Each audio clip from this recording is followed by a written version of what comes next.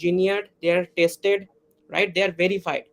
Using them, pairing those things with data structures will make your data retrieval or working with data more efficient, right? You will not waste your CPU clock cycles.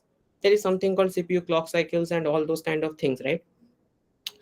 So today like मैंने क्या किया था जब मैं first year पे था, second year पे था, right? I have already solve more than 1000 problems, but वो मैटर नहीं करता, 1000 problems and all, but I am currently holding the night batch. मेरी हाईएस्ट रेटिंग 1924 थी, राइट? तो ये सारी चीज़ों के बारे में थोड़ा बहुत बात करूंगा. उससे पहले थोड़ा मेरे बारे में बोल देता हूँ. Apart from that leet code, right, I already work with Pep coding. मैं वहाँ पे एक डीएसए इंस्ट्रक्टर था कुछ बैचों में. As well I was an SD intern there as well. मैंने नाडोस की क्रिएशन में कंट्रीब्यूट किया था, राइट? और अभी मैं गिगस्टार में एज एन वेब इंटर्न हूँ, राइट? तो जो बच्चे नहीं जानते गिगस्टार क्या है, right, it is one of the fastest growing edtech startup of India. Pep coding भी वैसा ही था, लेकिन पेप कोडिंग को स्केलर ने एक्वायर किया, और मुझे नहीं लगता किसी को स्केलर के बारे में अलग से बतानी पड़ेगी, राइट? तो पेप कोडिंग का एक जो टॉप नॉच कंटेंट है, मैं बताऊंगा आपको, राइट, वो सबके पास पहुंचे, है ना? तो मैं दिखाऊंगा आपको कि यार वो डीएसए कंटेंट क्या है, आपको कैसे उन सारी चीज़ों को यूटिलाइज करनी है. उससे पहले अगर किसी के दिमाग में ऐसा कुछ ख्याल आया कि यार मैं पिप कोडिंग को प्रमोट कर रहा हूँ जो अभी एग्जिस्ट भी नहीं करती, तो मुझे एक चीज़ बतानी है आपको. आज के डेट में ना सबसे बड़ी कंफ्यूजिंग चीज़ ये है कि यार हमारे पास a lot of resources are there, right? हर कोई बंदा कोई ना कोई रिसोर्स लेके आ जाता है, राइट? हर कोई नया बंदा कोई ना कोई रिसोर्स लेकर आ जाता है. आज कोई डीएसए का रिसोर्स दे रहा है, कल कोई डीएसए का रिसोर्स दे रहा है, कुछ डीएसए के रिसोर्स ऑलरेडी पड़े हैं. पहले टाइम क्या होता था, रिसोर्स कम थे, राइट? तो इतने कंफ्यूजन क्रिएट नहीं होती थी. आज इतने रिसोर्सेज हैं कि कोर्स टू कोर्स हॉप कर रहे हैं. एक कोर्स पकड़ा, खत्म नहीं किया, दूसरे में चले गए. दूसरा कोर्स पकड़ा, खत्म नहीं किया, तीसरे में चले गए. मैंने बहुत से स्टूडेंट से बात की, बहुत लोगों से बात की, जो बंदे कंफ्यूज होते हैं कि यार कौन से कोर्स किया जाए, है ना?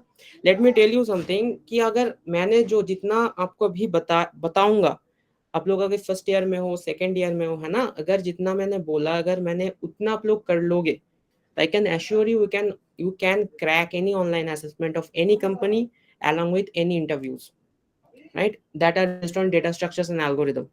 Okay. With that said, yaar, let me share my screen. I would like to interact with all of you. If you guys have any question, can ask me, and I'll be starting with कि कौन सी language choose करनी चाहिए freshers को या फिर जो first second year पे है ना? ये सबसे बड़ी क्वेश्चन होती है. मुझे बहुत पूछा जाता है कि यार लिंक्डइन पे बोलो, गिस्टर पे बोलो, पिप में भी, क्या सर कौन सी लैंग्वेज चूज किया जाए. इस चीज को ना आज हम लाइक ब्रेक करेंगे कि language and all those kind of things, right? How you guys can optimize these resources that I'm going to tell you in short, right? Okay. So with that introduction, I'm sharing my screen. I hope this thing is visible. Is it visible, Ankit? Okay.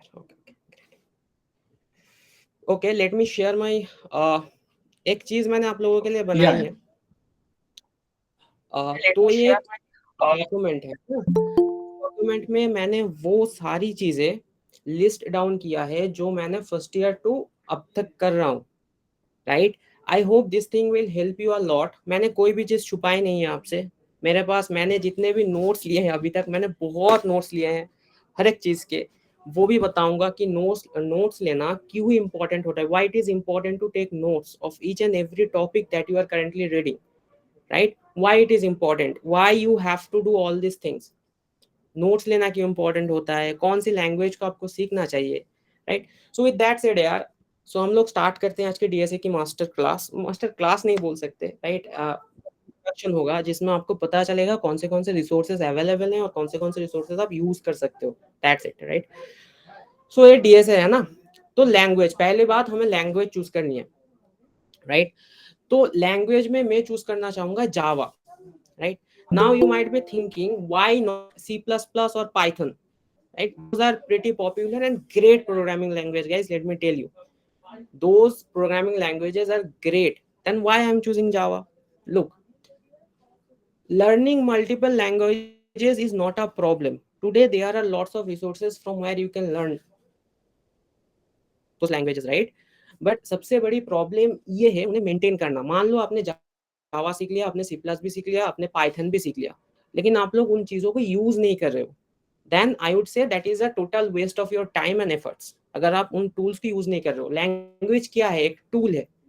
किसी भी चीज़ को achieve करने के लिए आपको कुछ tools चाहिए। Programming world में अगर किसी भी चीज़ को आपको अचीव करना है, उसके लिए आपकी टूल होगी programming languages, most of the scenarios, right? तो मैंने यहाँ पे जावा लिया है। Now why not C plus plus? Look, अगर आपको जावा आता है, राइट, तो इस एक प्रोग्रामिंग लैंग्वेज से आप डीएसए तो कर ही पाओ। लेकिन मान लो इन फ्यूचर आप एंड्रॉयड सीखना चाहते हो, 2019 तक जावा वाज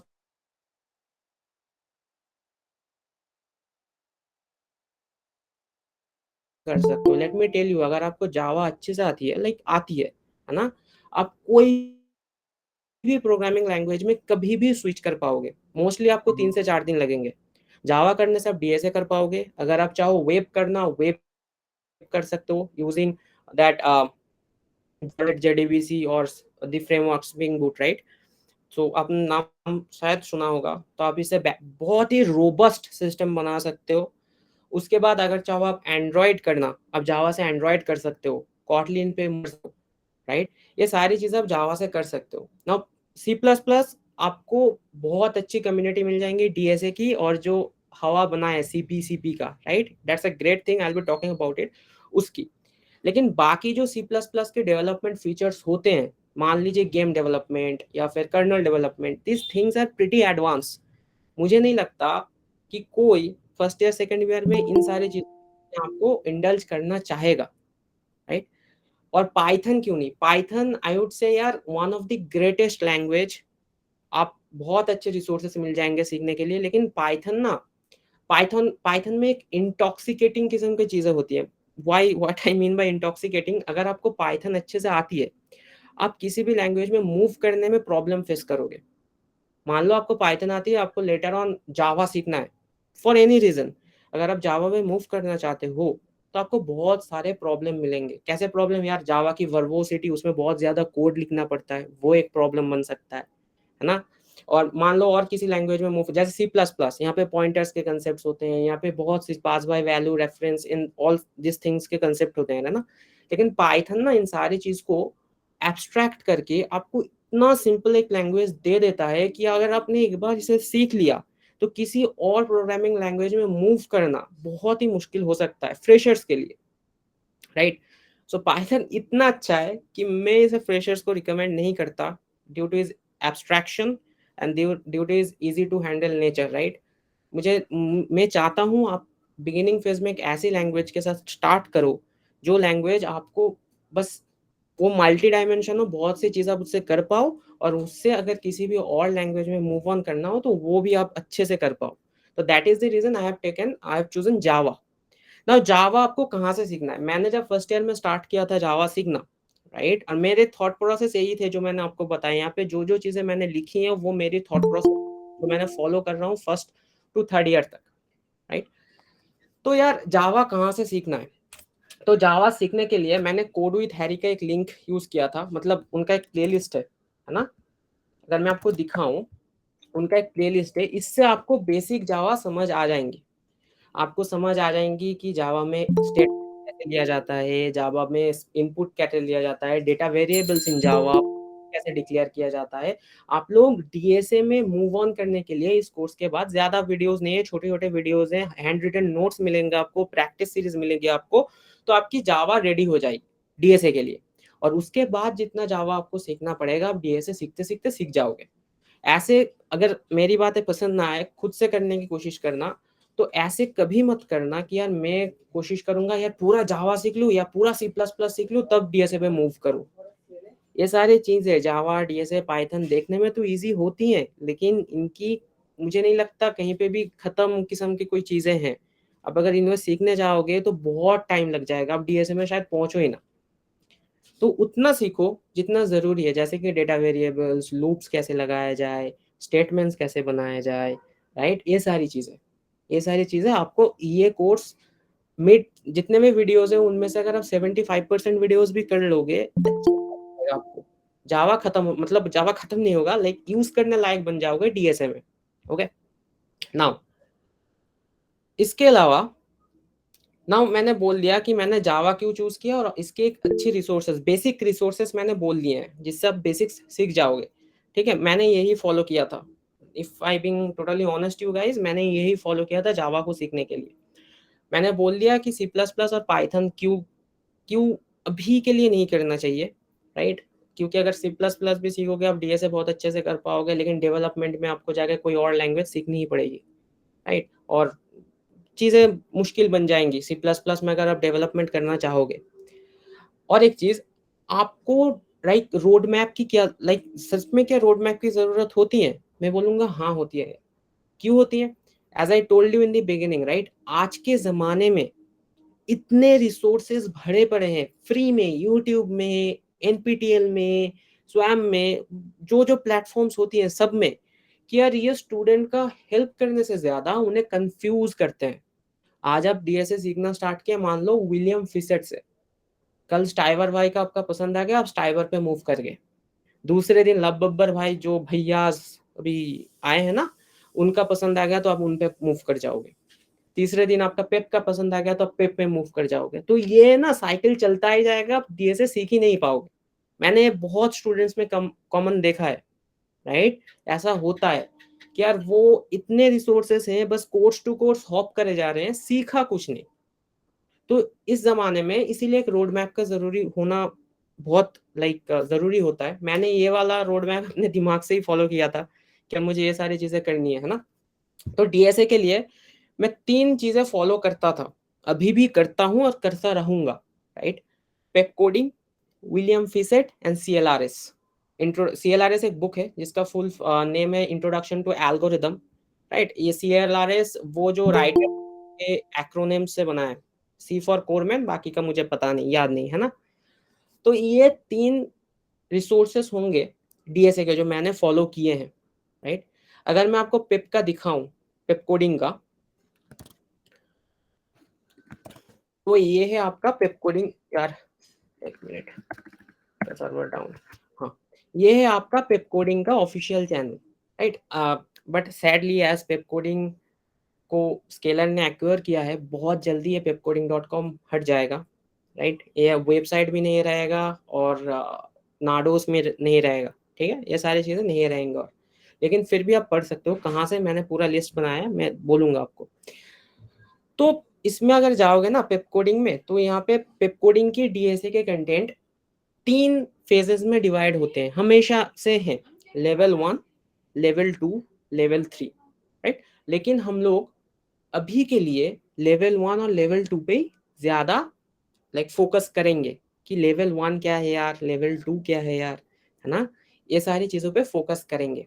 और मैं आपको गारंटी देता हूँ, फिर से अगर किसी ने ये सारी चीज़ें अच्छे से किए हो, मैं आपको न्यूमरस एग्जांपल्स दिखा सकता हूँ। मेरे जो बैच में था एक बंदा था मोहम्मद अफजल करके, वो SD2 है अमेजोन में, वो नागारो में था, 90 लाख के पैकेज के साथ अभी अमेजोन में प्लेस्ड है। उसने पेप कोडिंग के अलावा कुछ नहीं किया था। ऐसे बहुत बहुत बंदे मिल जाएंगे आपको लिंक्डइन पे, जो अभी अमेजोन, गूगल, माइक्रोसॉफ्ट जैसे जगहों में प्लेस्ड है, बस ये सारी चीज़ें करके, है ना, ये सारी चीज़ें करके। मैं आपको ये नहीं बताऊंगा कि यार ये सारी चीज़ें करने के बाद आप बिल्कुल मास्टर बन जाओगे, कोई भी कंपनी से निकल जाएंगे, नहीं, ऐसा नहीं होगा। लेकिन 95%, 90 to 95% कंपनीज जो होती हैं आप क्रैक कर पाओगे। जो सीपी लेवल के होते हैं जैसे कि मीडिया.नेट, जीटा, डायरेक्ट आई, वो शायद ना हिले, राइट। कोडनेशन, वो भी एक एक चीज़ मैंने लिखी है, थोड़ा बहुत वो भी देखोगे तो चल सकता है, लेकिन वो शायद ना हो। लेकिन ये जो सारे हाइप वाले कंपनीज होते हैं, फैंग एम, राइट, छोटे मोटे स्टार्टअप्स हो गए, जो जो स्टार्टअप्स होते हैं, फूड स्टार्टअप्स एंड ऑल, तो वो सारी कंपनीज इससे हिल जाएंगे, ठीक है। तो यार पेप कोडिंग का ऑफिशियल वेबसाइट देख लिया, लेकिन sadly as I told you, they are now been acquired by Scaler, and बहुत जल्द pepcoding.com भी बंद हो जाएगा। और नाडोस एक और प्लेटफॉर्म है उनका, इस सॉफ्टवेयर पे मैंने भी कंट्रीब्यूट किया था थोड़ा बहुत इसे बनाने में, तो ये एक चीज़ है, ठीक है, ये भी बंद हो जाएगा। तो यार अब लोग पूछोगे यार सैमुअल तो फिर हम पढ़े कहाँ से ये सारी चीजें करने के लिए? इनका पूरा कंटेंट यूट्यूब में फ्री में पड़ा है, और क्या कंटेंट है यार, एक बार जाके देखना। क्या कंटेंट किसे कहा जाता है? कोई ऐड नहीं, क्योंकि वो लोग लाइक डिमोनेटाइज्ड पे ही काम करते हैं। कोई ऐड नहीं मिलेगा, कुछ नहीं मिलेगा। हर एक क्वेश्चन को बहुत लाइक शिद्दत के साथ समझाया गया है, बहुत शिद्दत के साथ उनको ड्रॉ करके ड्राई रन करके समझाया गया है ना। तो पहले हम बात कर लेते हैं लेवल, ये है यार लेवल 1। ठीक है, तो आप लोगों ने जावा ऑलरेडी सीख लिया होगा, तो अभी के लिए आप ये सारी गेटिंग स्टार्टेड पैटर्न्स वाली चीजें इग्नोर कर सकते हो, लेकिन ये सारी चीजें स्टार्ट करना, function and arrays, 2D arrays, string, string builder and array list, right. क्योंकि अगर ये सारी चीजें आप कर लोगे, या फिर आप यहाँ से स्टार्ट कर देना, getting started patterns and function and arrays, 2D arrays and string, string builder and array list, ये सारी चीजें करने के बाद आपके पास आप like pass by value, pass by reference के concept, like what is intern pool नाम का कुछ चीज होती है जावा में, जो कि थोड़े बहुत इंपॉर्टेंट किस्म के होते हैं। ठीक है, उनका नॉलेज आपको अच्छे से मिल जाएगा। Now second thing, and I think the most important concept any student needs to master to ace any coding interview, that is recursion. Let me tell you guys, recursion एक ऐसी चीज है, अगर इससे किसी ने मास्टर कर लिया तो आपकी डीएसए जर्नी बहुत आसान होने वाली है। रिकर्जन अगर मास्टर हो गया तो बैक ट्रैकिंग मास्टर अच्छे से हो जाएगा, डायनेमिक प्रोग्रामिंग अच्छे से हो जाएगी, ट्री के क्वेश्चन अच्छे से हो जाएंगे, आपके ग्राफ्स के क्वेश्चन अच्छे से हो जाएंगे, आपके जो क्वेश्चन लिंक लिस्ट के क्वेश्चन अच्छे से हो जाएंगे। अगर आप लोगों ने रिकर्जन मास्टर किया, जो ये चीज़ों की हवा बनाया ना, DP, back tracking and all, ये सारी चीज़ें आपकी अच्छे से हो जाएंगी। बता रहा हूँ मैं, बहुत अच्छे से हो जाएंगे अगर किसी ने रिकर्जन को मास्टर किया। तो रिकर्जन को मास्टर करने के लिए यहाँ पे टोटल 5 सीरीज है। अगर आप जाओगे इंट्रोडक्शन टू रिकर्जन में, तो print decreasing, print increasing, print increasing decreasing. तो अभी के लिए अगर आप यहाँ पे क्लिक करोगे ना, यहाँ पे आपको वीडियो भी मिल जाएगा। कोड सबमिट शायद ना हो, सर्वर उन्होंने हटा दिया है यहाँ से, तो एरर आ जाएगा, तो कोड सबमिट ना हो, लेकिन आप यहाँ से वीडियो देख सकते हो। और जब ये चीज़ बंद हो जाएगी पेप कोडिंग, तो आपको कुछ नहीं करना, बस प्रिंट डिक्रीजिंग लिख के आपके यूट्यूब में जाके लिखना है प्रिंट डिक्रीजिंग पेप कोडिंग। तो मैं चाहता हूँ कि आप एक काम करें कि यार इन सारी सीरीज की ना आप एक स्क्रीनशॉट रख लो, लाइक पहले इसकी स्क्रीनशॉट लो ऑर्डर समझने के लिए, उसके बाद हर एक चीज़ के अंदर जाओ और इनकी भी स्क्रीनशॉट करके रख लो। जब ये सारी चीज़ें लाइक पेप कोडिंग बंद हो जाए पूरी तरह से, वेबसाइट नहीं रहेगा, तो बस आपको ये सर्च करना है प्रिंट डिक्रीजिंग पेप कोडिंग, आपको वीडियो मिल जाएगी, सीखो उसे। उसके बाद प्रिंट इंक्रीजिंग पेप कोडिंग यूट्यूब पे सर्च करो, मिल जाएगा। प्रिंट इंक्रीजिंग, ये सारी चीज़ें यूट्यूब में ऑलरेडी फ्री में पढ़े हैं। ठीक है, तो आप यहाँ से जाके सीख सकते हो ऐसे, जब पेप कोडिंग का ये official channel like website complete खत्म हो जाएगा, राइट। तो रिकर्जन जब आपने खत्म कर लिया, राइट, रिकर्जन को अगर आपने मास्टर कर लिया, तो let me tell you guys, as I told you, आपके बहुत बहुत मदद होगी। किसी ने अगर रिकर्जन, डरो मत रिकर्जन से, टाइम दो इसे। आप पहले बार कर रहे हो ना, टाइम दो। आप लोग मेरे से बहुत एडवांस हो, बहुत स्मार्ट हो। मैं शायद इस लॉट में सबसे डम कैंडिडेट होऊंगा। मैं लाइक मेरे से तो स्मार्ट हो ही हो सारे बंदे यहाँ पे, है ना। तो आपको ज्यादा टाइम नहीं लगेगा। लेट मी टेल यू, अगर शिद्दत से ड्राई रन कर करके आपने किया ना, आपको ज्यादा टाइम नहीं लगेगा और आप रिकर्शन को मास्टर कर जाओगे, अच्छे से, अच्छे से मास्टर कर जाओगे। अगर किसी का रिकर्जन मास्टर हो गया, ये सारी चीजें उसने अच्छे से मास्टर कर ली, उसके बाद मैं बोलूंगा move on to time and space complexity. Now what is time and space complexity? एक प्रॉब्लम को सॉल्व करने के लिए आपके पास मल्टीपल वेज हो सकते हैं, है ना। एक प्रॉब्लम को सॉल्व करने के लिए आपके पास मल्टीपल वेज हो सकते हैं। अब उन वेज में से जितने वेज आपके पास हैं, उन वेज में से कौन सा वाला अच्छा है, कौन सा वाला सुपीरियर है, ये सारी चीजें जानने के लिए आपको टाइम एंड कम्प्लेक्सिटी की सीरीज करनी पड़ेगी। इसमें आपको इंट्रोडक्शन दिया जाएगा big O, big omega, big theta, इन सारी चीजों के बारे में, जिससे आप best average and worst case time complexity of a particular algorithm देख सकते हो, राइट। मतलब कैलकुलेट करके निकाल पाओगे। वो एल्गोरिदम कितना स्पेस लेता है वो आप कैलकुलेट करके निकाल पाओगे। स्पेस मतलब ये नहीं कि यार आपने कोड लिखा कितने स्पेस में वो हो गया। ये ऐसा भी मैंने लाइक गीक में इंटरव्यू लेते टाइम एक बंदे से पूछा कि यार इस एल्गोरिदम की स्पेस कॉम्प्लेक्सिटी बताना। उस बंदे ने बोल दिया कि यार जितना स्पेस हमने कोड के लिए लिखा है उतना ही स्पेस कॉम्प्लेक्सिटी होगा। नहीं, स्पेस कॉम्प्लेक्सिटी मतलब उस प्रॉब्लम को सॉल्व करने के लिए आप एक्स्ट्रा कौन सी स्पेस ले रहे हो, मतलब एक्स्ट्रा कितनी स्पेस ले रहे हो एक्चुअली। जैसे हम लाइक आप एकदम एग्जैक्ट टर्म बोलोगे तो उसे ऑक्सिलरी स्पेस भी बोला जाता है ना। मान लो इस प्रॉब्लम को सॉल्व करने के लिए आपने एक एक्स्ट्रा एरे ले लिया या फिर एक्स्ट्रा हैश मैप ले लिया, राइट। और टाइम कॉम्प्लेक्सिटी इज बेसिकली कितनी बार एक पर्टिकुलर फंक्शन चलेगा। वहां पे ना एक छोटा सा पॉइंट नोटिस करना, जब भी आप कहीं पे सबमिट करोगे वहां पे 10 मिली सेकेंड 2 मिली सेकेंड ऐसी चीजें आती है, उसे हम एग्जीक्यूशन टाइम बोलते हैं। वो उससे हमारा कोई लेना देना नहीं है ना। ऐसा हो सकता है एक ऑप्टिमाइज्ड, राइट, एक ऑप्टिमाइज्ड एल्गोरिदम कि एग्जीक्यूशन टाइम एक अनऑप्टिमाइज्ड एल्गोरिदम से ज्यादा, वो एग्जीक्यूशन टाइम है यार, वो बहुत चीजों में डिपेंड करेगा, वो उससे आपका एल्गोरिदम की कोई लेना देना नहीं है, ठीक है। तो इससे ये करने के बाद आपकी टाइम एंड स्पेस लाइक अच्छे से आ जाएगा। आपको अगर कोई एल्गोरिदम दे दे, कोई प्रॉब्लम दे दे कोडिंग का, लाइक करके दे दे और आपसे पूछ ले भाई इसकी टाइम एंड स्पेस क्या होनी चाहिए, तो आप बता पाओ कि यार इसके टाइम एंड कॉम्प्लेक्सिटी बीगो में एन स्क्वायर है या ऑर्डर ऑफ वन है या फिर कंस्टेंट है और लीनियर है या लॉगरिथमिक है। ये सारी चीजें आप बोल पाओ, उसकी स्पेस कॉम्प्लेक्सिटी अगर आप ये सारी चीजें आप बोल पाओ, तो रिकर्जन करने के बाद, इतना खत्म करने के बाद मैं हाईली रिकमेंड करता हूँ टाइम एंड स्पेस पे मूव कर जाओ, ठीक है। टाइम एंड स्पेस करने के बाद आपका रिकर्जन खत्म हो गया, आपका टाइम एंड स्पेस खत्म हो गया। अब से एक हैबिट बनाओ कि जो भी एल्गोरिदमिक प्रॉब्लम आप सॉल्व करो, जो मैं करता था, हर एक प्रॉब्लम की, जो मैं नहीं करता था एक्चुअली, हर एक प्रॉब्लम की time complexity and space complexity analyse करो एट द एंड। ये करने से क्या होगा कि आप ना इसमें तो कॉन्फिडेंस आएगा ही आएगा आपकी time and space complexity analysis पे।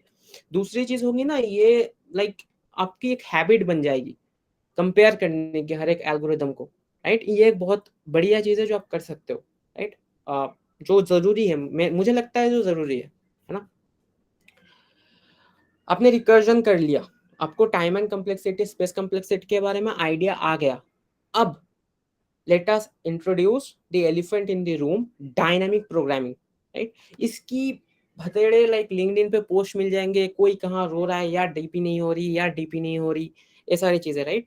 डीपी उनसे ही होगा अच्छे से जिनकी रिकर्जन स्ट्रांग होगी। As I told you, recursion is the king, right. अगर आपने रिकर्जन को अच्छे से पकड़ लिया, आपकी डीएसए जर्नी बहुत स्मूथ होने वाली है। आप जाके कहीं पे भी सर्च कर ले, पढ़ लो, कहीं पे भी कुछ कर लो, वहां पे रिकर्जन लिखा होगा कि यार रिकर्जन कर ले अच्छे से, right. Now dynamic programming, what is dynamic programming. तो रिकर्जन में क्या होता है ना, दो चीजों के वजह से आपको डायनेमिक प्रोग्रामिंग के वे में आना चाहिए। वो क्या है, मान लो आप रिकर्जन यूज कर रहे हो, राइट। तो रिकर्जन में क्या होता है, एक फंक्शन खुद को मल्टीपल टाइम कॉल करता है, राइट। तो इससे क्या होगा कि यार ऐसा हो सकता है, आप अभी उतना डीप में मत जाओ, बस ऊपर ऊपर से हल्का हल्का सुन लो। ऐसा हो सकता है कि रिकर्जन में आप एक वैल्यू को जो कैलकुलेट कर चुके हो उस वैल्यू को फिर से कैलकुलेट कर रहे हो, राइट। इन दैट बेसिकली वहां पे ओवरलैपिंग सब प्रॉब्लम्स का कंसेप्ट आता है। वो सीएलआरएस में बहुत अच्छे से एक्सप्लेन्ड है, आप पढ़ सकते हो, या नहीं भी पढ़ना तो देख लो बस, राइट। ओवरलैपिंग सब प्रॉब्लम का एक प्रॉब्लम आता है जिसमें आप एक ही प्रॉब्लम को ना बार बार सॉल्व करते हो। उन सारे प्रॉब्लम्स को जैसे आपको बार बार सॉल्व ना करना पड़े, आपने एक बार उस प्रॉब्लम को सॉल्व किया, उससे आपको कोई वैल्यू मिली, उस वैल्यू स्टोर कर लो, राइट। अब जब आप उस प्रॉब्लम को लाइक आपकी फंक्शन उस प्रॉब्लम को सॉल्व करने के लिए फिर से आए, तो आप उस पर्टिकुलर वैल्यू को रिटर्न कर दो, बेसिकली उस पर्टिकुलर वैल्यू को ही यूज कर लो। This is what dynamic programming. Apart from this overlapping sub problems, there is another concept, that is जो लाइक टोपोलॉजिकल, लाइक कौन सी प्रॉब्लम किसके ऊपर डिपेंडेंट है। मान लो nth प्रॉब्लम को सॉल्व करने के लिए आपको n-1 के आंसर का पता होना चाहिए, आपके n-2 के आंसर का प्रॉब्लम पता होना चाहिए। तो nth डिपेंडेंट है n-1 पे और n-2 पे, राइट। तो आपके पास n-1 की भी वैल्यू है, n-2 की भी वैल्यू है। जब भी फंक्शन n-1 पे जाएगी, वो वहां से रिटर्न होकर आपको वैल्यू मिल जाएगी। ये तो गए ओवरलैपिंग सब प्रॉब्लम्स के बारे में। दूसरी चीज, एक कंसेप्ट होता है डायरेक्टेड एसाइक्लिक ग्राफ की। जो recursive like directed acyclic graph contain करता है, उसमें आप डायनेमिक प्रोग्रामिंग लगा सकते हो। What is that, let us not go there for now. जब आप सीखते जाओगे आपको ये सारी टर्मिनोलॉजी अच्छे से समझ आ जाएगी। दूसरी है greedy paradigm. What is greedy? यार जब भी ना आप कोई भी प्रॉब्लम को एज ए डीपी इंट्रोड्यूस करोगे, यार ये प्रॉब्लम मुझे लगता है डीपी है, आपके दिमाग में तुरंत एक मतलब थॉट आना चाहिए, यार ये ग्रिडी क्यों नहीं है। ग्रिडी इज बेसिकली, अब बंदे डीपी और ग्रिडी में ना बहुत कंफ्यूज होते हैं, राइट। वो प्रॉब्लम फ्रेम ही ऐसे किया जाता है कि यार ग्रिडी प्रॉब्लम आपको डीपी लगेगी, डीपी प्रॉब्लम आपको ग्रिडी लगेगी। ये दोनों लाइक बहुत ही आसपास की चीजें हैं, लेकिन दोनों बहुत अपने आप से अलग होते हैं। आप एक जगह मान लो एन प्लेस की सबसे ऑप्टिमाइज्ड वैल्यू को फाइंड करते हो, और उस ऑप्टिमाइज्ड वैल्यू के चलते n+1 n+2 किसी में कोई फर्क उतना नहीं आता। डायनेमिक प्रोग्रामिंग उससे अलग है, राइट। डायनेमिक प्रोग्रामिंग सबकी वैल्यू फाइंड करने के बाद अपना ऑप्टिमाइज्ड वैल्यू चूज करता है। ये सारी चीजें होती हैं। तो जब आप डायनेमिक प्रोग्रामिंग के बारे में पढ़ रहे हो, थोड़ा बहुत डीपी भी इंट्रोड्यूस यहाँ से हो जाएगा, सॉरी ग्रेडी भी इंट्रोड्यूस इन सारी चीजों से हो जाएंगे। As I told you, just take a screenshot of all this things, क्योंकि ये हट जाएगा कुछ महीने, एक महीने में शायद हट जाएगा। और ये सारी चीजें करने के बाद, ये सारी चीजें शायद ग्रेडी के हैं नीचे वाले क्वेश्चन, आपको डीप रिकर्जन के ऊपर कैसे डायनेमिक प्रोग्रामिंग लगाना है, राइट, ग्रेडी और डीपी में क्या डिफरेंस है, ये सारी चीजें आ जाएंगे। और एज आई टोल्ड यू, हर एक प्रॉब्लम को सॉल्व करने के बाद आपको क्या करना है, उसकी स्पेस एंड टाइम कॉम्प्लेक्सिटी को अच्छे से एनालाइज करना है। ये बहुत इंपॉर्टेंट होता है यार, ठीक है। तो आपने रिकर्जन खत्म कर लिया अच्छे से, आपको टाइम एंड कॉम्प्लेक्सिटी आ गया अच्छे से, आपने डीपी की जो डर है वो निकाल ली, आपने ग्रेडी और डीपी के बारे में पढ़ लिया अच्छे से, अब लाइक कर पा रहे हो ना। अब आते हैं बेसिक डेटा स्ट्रक्चर्स पे। बेसिक डेटा स्ट्रक्चर्स में क्या क्या आते हैं? Stack and queues, link list, generic tree, binary tree, binary search tree. Let me tell you something, किसी ने अगर रिकर्जन अच्छे से किए हैं ना, ये सारे टॉपिक्स तो वैसे ही मर जाएंगे, इसमें कुछ नहीं है, राइट। इसमें कुछ नहीं है, इसमें है रिकर्जन। डीएफएस क्या है? लाइक डीएफएस एक एल्गोरिदमिक वे है ट्री को ट्रैवर्स करने का। डीएफएस क्या है? रिकर्जन है। ट्री में बहुत से क्वेश्चन आपको लाइक 99% क्वेश्चन आपके सॉल्व होंगे रिकर्जन से, ग्राफ में भी सेम, राइट। तो रिकर्जन अगर आपको आती है तो ये सारी चीजें तो भाई ऐसे ही चले जाएंगे, कोई प्रॉब्लम है ही नहीं। बस टैग ऑन क्यूज तो एक ही टॉपिक बचता है, ये भी हो ही जाएगा। रिकर्जन को मास्टर करना बहुत इंपॉर्टेंट है। रिकर्जन किसी ने मास्टर कर ली तो उसके डायनेमिक प्रोग्रामिंग मास्टर हो जाएगा, उसकी ये सारे नीचे के टॉपिक्स जो रह जाते हैं, ये सारी चीजें, ग्राफ जो एडवांस में मैंने लिख रखा है, ये सारी चीजें मास्टर हो जाएंगे, राइट। अब अगर आपने ये सारी चीजें कर ली, उसके बाद आओ एडवांस टॉपिक्स। मैंने एडवांस लिख रखे हैं यहाँ पे भी है, लेकिन इतना लाइक हवा है, उतना एडवांस है नहीं ये चीजें। Hash map, हिप्स and graphs. Graphs भी वही है यार, जिसने रिकर्जन अच्छे से कर लिए उनके ग्राफ्स तो हो ही जाएंगे, राइट। अपने यहाँ पे भी थोड़ा बहुत ग्राफ की इंट्रोडक्शन आ जाएगी जनरेटरी बाइनरी ट्री पे, बट सही है। ग्राफ्स लाइक ट्री के ऊपर ही एक नया एक रैप अराउंड है यार, ठीक है। ट्री में साइकिल्स नहीं होते, ग्राफ में साइकिल्स हो सकते हैं, राइट। जेनेरिक ट्री में एक नोड के मल्टीपल चिल्ड्रन हो सकते हैं, बाइनरी ट्री पे बस दो ही, एटमोस्ट दो हो सकते हैं। बाइनरी सर्च ट्री में कुछ और चीजें होती है ना। ग्राफ्स में बेसिकली एक नोड के मल्टीपल चिल्ड्रंस भी हो सकते हैं, और ग्राफ में साइकिल भी हो सकता है। That's the basic from tree to graph your transitioning, right. यहाँ पे भी अगर किसी ने रिकर्जन अच्छे से कर लिया, मैं गारंटी लेता हूँ उसका उसका ग्राफ भी अच्छे से ही होगा। क्यों? कुछ नहीं यार, डीएफएस बीएफएस, लाइक बीएफएस को छोड़ो, डीएफएस एंड ये सारी चीजें वो रिकर्जन ही है मैक्सिमम चीजें। और रह जाता है hash map and heaps, right. Hash map आपने मेम्स भी देखे होंगे बहुत ज्यादा लिंक्डइन पे, पूछा जा रहा है यार आप लाइक किसी भी प्रॉब्लम को कैसे सॉल्व करोगे, बंदा बोल रहा है हैश मैप से सॉल्व कर दूंगा। ऐसे मेम बहुत चले थे, है ना। तो हैश मैप भी एक बहुत ही इंपॉर्टेंट डेटा स्ट्रक्चर है। इसमें क्या होता है? की वैल्यू पेयरिंग होता है, राइट, की वैल्यू पेयरिंग। और एक चीज है heap, right. What is heap? Heap is basically, आप लाइक आप बोल सकते हो वहां पे जो जो वैल्यूज आप स्टोर करोगे हीप में, तो वो सारी चीजें एक ऑर्डर में स्टोर होंगी। ऑर्डर मतलब उनकी कुछ प्रायोरिटीज होंगी, राइट। मान लो मैं अगर बोलूं मैं आपको बोल ही देता हूँ हीप के बारे में थोड़ा। तो हीप ना एक ऐसा डेटा स्ट्रक्चर है, वो 2 प्रॉपर्टीज़ को सैटिस्फाई करता है। एक है कंप्लीट बाइनरी प्रॉपर्टी और दूसरी चीज़ है हीप ऑर्डर प्रॉपर्टी। बाइनरी आपने पढ़ रखा है, राइट? हीप ऑर्डर प्रॉपर्टी क्या है? पेरेंट की जो प्रायोरिटी है वो चाइल्ड के प्रायोरिटी से ज़्यादा होंगी, राइट? ये 2 कांसेप्ट को एक साथ मर्ज करके एक नया डेटा स्ट्रक्चर बन चुका है जिसका नाम है हीप। अब अगर आपको हीप आता है, आप इससे ना इसके ओरिएंटेड बहुत से स्ट्रक्चर खुद बना सकते हो। जैसे कि मीडियन प्रायोरिटी क्यू करके कुछ होता है। वो एक स्ट्रीम में से आपको अगर हमेशा मीडियन वैल्यू चाहिए, आप दे सकते हो। मान लो एक स्ट्रीम ऑफ वैल्यूज आते जा रहे हैं, जिसे हम बोलते हैं online queries. Stream of values आते जा रहे हैं, आप हीप में स्टोर कर रहे हो, राइट? जब भी हीप की साइज के हो गई, आपको उन उन चीजों में से जो मीडियन बंदा है वो देना है। वो करने के लिए आपको मीडियन प्रायोरिटी क्यू की जरूरत पड़ जाएगी, ठीक है? और ग्राफ्स तो हमने कर ही लिया। मैंने बोल दिया आपको क्यू मास्टर रिकर्जन मास्टर करना है, ये बोल दिया। व्हाट इज क्वालिटी ये बताऊंगा, उससे पहले एक बार रिमाइंडर दे दूं यार, पेप की वेबसाइट डाउन होने वाली है। आप जाओ, इसके एक स्क्रीनशॉट लो, इसके अंदर जाओ, इनकी भी स्क्रीनशॉट लेकर रख लो, राइट? अब यूट्यूब पे जाओ, ये सारी कंटेंट सारी वीडियोस यहाँ पे जो जो वीडियोस है आप देखोगे तो ये यूट्यूब की एपीआई से आ रही है ना? तो ये सारी चीजें आपको यूट्यूब में मिल जाएंगी, बस लिखना क्वेश्चन का नाम और पेप कोडिंग। बहुत ही प्यार से समझाया गया है चीजें, अच्छे से समझो, मजा आ जाएगा पढ़ के, ठीक है? तो पहली चीज तो ये गई।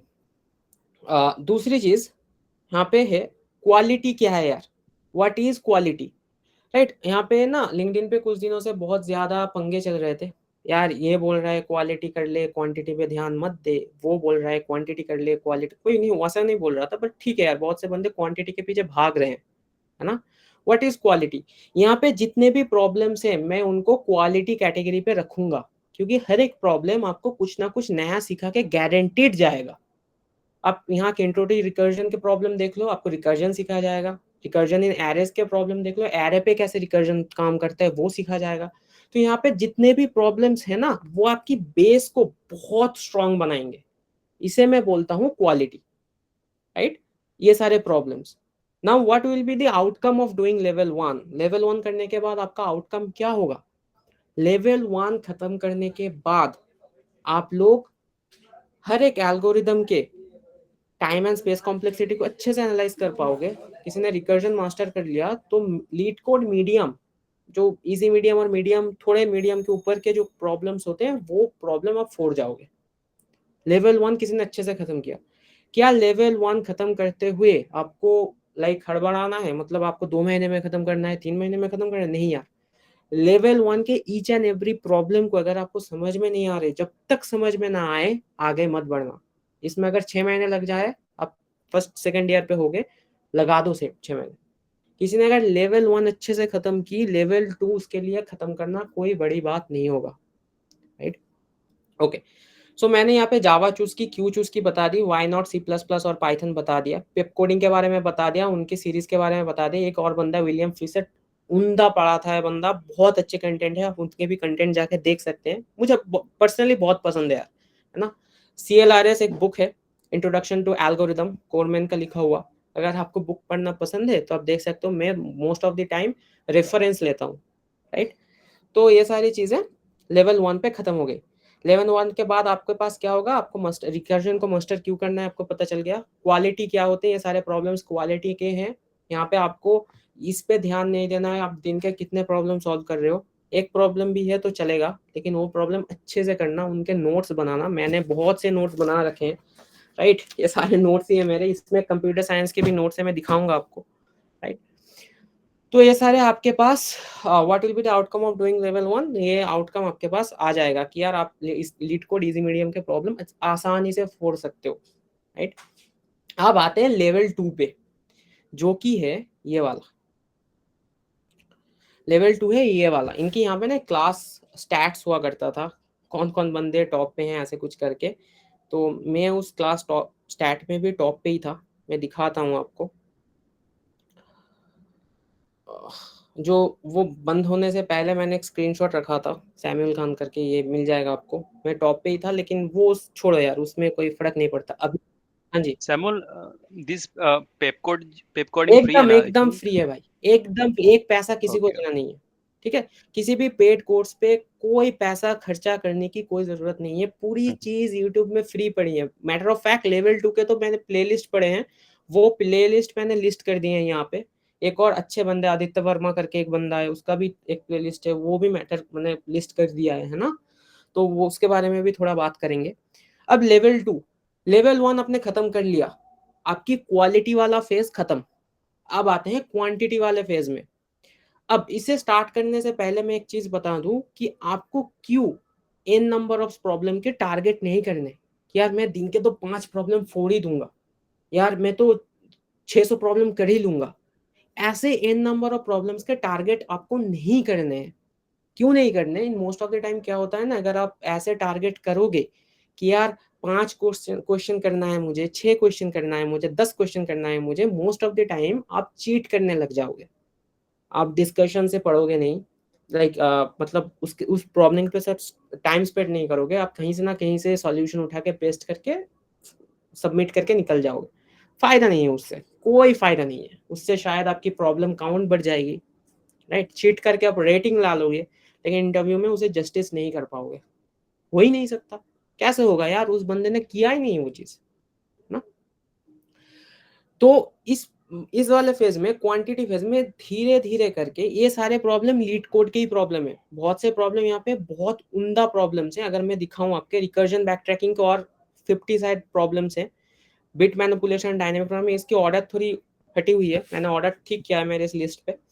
तो अगर आप जाओगे ना यहाँ पे, ये आपके recursion back tracking, right?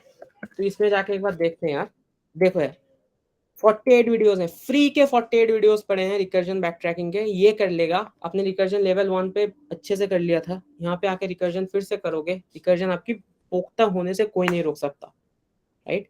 Recursion यहाँ पे खत्म होता है। बहुत से प्रॉब्लम में लाइक क्या, एक बार चला के देखो यार, ऐसे आपको कहीं पे भी चीजें नहीं मिलेंगी यहाँ पे जो पढ़ाए गए हैं, है ना? एक बात देख सकते हो यार, डीपी है, रिकर्जन आपने किया, उसके बाद डीपी में मूव करोगे। डीपी में मूव करने के लिए भी पिप के हैं, इससे इससे एक और चीज है, वो मैं दिखाऊंगा। डीपी है ना, इसमें 79 वीडियोस हैं डीपी के, most of the leet code के ही प्रॉब्लम्स हैं यार, ठीक है? तो यहाँ पे लिखा है उनका नाम, leet code hard, leet code करके, तो इन्हें सर्च करो, लीड कोड में ट्राई करो आप सॉल्व करने की।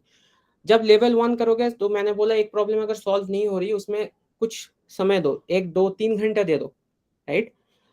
क्योंकि वो शायद आपको कोई नया कंसेप्ट सिखाए, उसके साथ टाइम स्पेंड करो। लेवल 2 में 45 मिनट्स देना है प्रॉब्लम्स को, राइट? 45 मिनट्स में आप अपनी तरफ से सब कुछ लगाओगे उस प्रॉब्लम में, सॉल्व नहीं हुआ तो वीडियो देखोगे, उससे ज्यादा देने की जरूरत है नहीं, टाइम वेस्ट होगा वो, ठीक है? तो डीपी के 79 प्रॉब्लम्स है, लेकिन इस प्लेलिस्ट में ना एक चीज है जो बुरी नहीं है लेकिन सही भी नहीं है, राइट? वो क्या है, यहाँ पे सारे के सारे प्रॉब्लम्स टैबुलेशन से किए गए हैं। टैबुलेशन एक मेथोडोलॉजी होता है, जिसे हम उन टैबुलेशन को ही हम ना डायरेक्ट डायनेमिक प्रोग्रामिंग बोला जाता है, राइट? टैबुलेशन से किया गया है। इन सारे प्लेलिस्ट में, इन सारे वीडियोस में हर एक प्रॉब्लम को रिकर्जन, उसके बाद मेमोराइजेशन एक चीज होती है, वो उससे टैबुलेशन आता है। ऐसे नहीं किया गया है, डायरेक्ट टैबुलेशन किया गया है। लॉजिक क्या है, जो बंदा लाइक वहाँ पे 50 के करीब रिकर्जन के प्रॉब्लम कर रहा है, वो इन सारे प्रॉब्लम के रिकर्सिव कोड खुद से लिख सकता है। ये है लॉजिक, वो कहीं ना कहीं सही भी है, लेकिन यहाँ पे टैबुलेशन का इस्तेमाल बहुत ज्यादा हुआ है ना। आपको बहुत से प्रॉब्लम मास्टर्स मिल जाएंगे यूट्यूब में जो कहेंगे यार टैबुलेशन बकवास होता है ना? वो बात अगर आप ऐसे कर रहे हो कि यार आपको रिकर्जन नहीं आती, आपको मेमोराइजेशन शिफ्टर नहीं आती, आप डायरेक्ट टैबुलेशन पे मूव कर रहे हो, वो सही नहीं है। लेकिन आपको रिकर्जन आप मास्टर कर चुके हो, आपको मेमोराइजेशन भी आ जाएगा, वहां से ही सीख लोगे आप, तो उसके बाद आप टैबुलेशन पे मूव कर सकते हो। जो बंदा टैबुलेशन को इग्नोर कर रहा है ना, वो बंदा बहुत ही एक इंपॉर्टेंट थिंग्स को इग्नोर करने की कोशिश कर रहा है। एक है वो प्रॉब्लम की टोपोलॉजिकल ऑर्डरिंग समझ नहीं रहा, राइट? कौन सी प्रॉब्लम कौन सी सब प्रॉब्लम पे डिपेंडेंट है, वो चीज वो समझना नहीं चाहता या फिर उससे डर रहा है, इसीलिए वो टैबुलेशन को इग्नोर मार रहा है। As simple as that, right? वो मत करो, आपके पास रिकर्जन की अच्छी खासी नॉलेज हो जाएगी अब तक। हर एक प्रॉब्लम को पहला अगर समझ लिया तो बहुत बढ़िया, सबमिट करने की कोशिश करो। नहीं हुआ, समझने के बाद पहले रिकर्जन कोड लिखो, उसे मेमोराइज करो, उसके बाद टेबुलेशन पे आओ। ये 20-30 क्वेश्चन के लिए करो, उसके बाद खुद ही दिमाग में पहले रिकर्जन आ जाएगा आपका, उसके बाद मेमोराइजेशन भी आ जाएगा, उसके बाद टेबुलेशन डायरेक्ट पे आप मूव कर सकते हो, कोई प्रॉब्लम नहीं है उस पर। लेकिन यहाँ पे किसी किसी प्रॉब्लम में, अगर किसी को प्रॉब्लम आए रिकर्सिव कोड लिखने के लिए, एक और बंदा है आदित्य वर्मा करके, उमदा रिकर्सिव, लाइक ये सारे प्रॉब्लम्स के उमदा रिकर्जन कोड उन्होंने बना रखे हैं। ये एक प्लेलिस्ट है, इसमें इस बंदे ने क्या किया, रिकर्जन, मेमोराइजेशन, उसके बाद टेबुलेशन पे मूव किया। लेकिन पेप में क्या होता है कि आपने ना लाइक 70-80 रिकर्जन के प्रॉब्लम, हार्ड रिकर्जन है वहां पे, ऐसे ऐसे रिकर्जन है ना आपकी लाइक टोपी खोल देगा। परम्यूटेशन, कॉम्बिनेशन, परम्यूटेशन, प्रोबेबिलिटी, सबके रिकर्सिव कोड वहां पे पड़े हैं। सब लाइक कोई किसी ने अगर उससे अच्छे से कर लिया तो डीपी के सारे रिकर्सिव कोड तो खुद से लिख ही देगा, कोई प्रॉब्लम नहीं आएगी उसे, है ना। तो डायनेमिक प्रोग्रामिंग के कुछ कुछ प्रॉब्लम, रिकर्सिव प्रॉब्लम शायद आप लिख ना पाओ, वो यहाँ पे मौजूद है यार। आप आके ये प्लेलिस्ट एक्सेस करके देख सकते हो वो सारे रिकर्सिव कोड, है ना। तो ये गया रिकर्जन डायनेमिक प्रोग्रामिंग। फिर से अब आते हैं हैश मैप हिप के बारे में। हैश मैप हिप के कितने वीडियोस हैं यार, कितने क्वेश्चन हमारे पास सॉल्व पड़े हैं, जो प्रैक्टिस 65 क्वेश्चन पड़े हैं यार, फ्री में, फ्री में। अरे क्या मतलब, कैसे समझाया गया है, मतलब मैं आपको बता नहीं सकता, एक बार जाके देखना, लाइक उम्दा चीज है यार। एक बार जाके देखना, हर एक वीडियो की लेंथ देखोगे अगर ऊपर वाले, लाइक इसमें तो छोटे छोटे ही हैं, लेकिन अब डीपी पे जाके देखोगे ना तो 50 मिनट, 30 मिनट, 45 मिनट, ऐसे ऐसे वीडियोस हैं, इतने अच्छे से एक्सप्लेन किया गया है चीजें। लाइक जो बंदा, जिसे बेसिक्स आते हैं, जब तक वो बंदा समझ ना जाए वो वीडियो खत्म ही नहीं होगा। अगर समझ फिर से नहीं रहा है, रिपीट पे देखो या 2x पे देखो, मैं ऐसा करता था, 2x पे देखता था वीडियोस फिर से, है ना। हैश मैप आपके हो गए।